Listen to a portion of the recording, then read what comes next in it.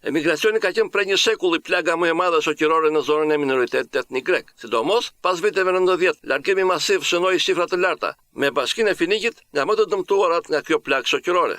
Bashkia e Finikit ka në jurisdiksion e saj territorial 58 fshatra dhe shënon një popullsi 39.000 banor, nga të cilët 2/3 jetojnë në emigracion.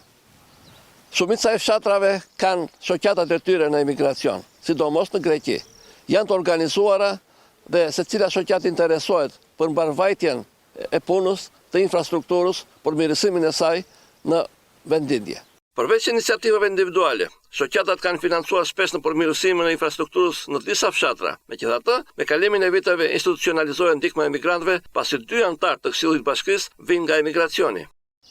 Në përbërjen e Këshillit Bashkiak kemi dy anëtar të Këshillit Bashkiak, të cilë janë përfaqësues, janë në emigracion. Njëri është i Partisë Drejtat e Njeriut dhe tjetri është Partisë Mega.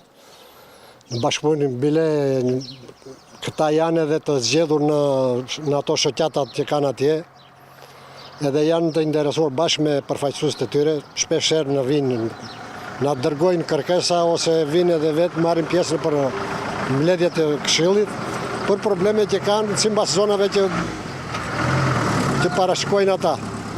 Kemi një komunikim të vazhdueshëm me ata, gjithashtu edhe me kryetarin e bashkisë që kanë një bashkëpunim më të rregullt, më konkret, se edhe problemet i parashtrojnë dhe ati, edhe kontribuojnë me kontributet të cilat mbledhin këto shoqatat, kontribuojnë për përmirësimin e më tepër të infrastrukturës rrugore në fshatrat e tyre.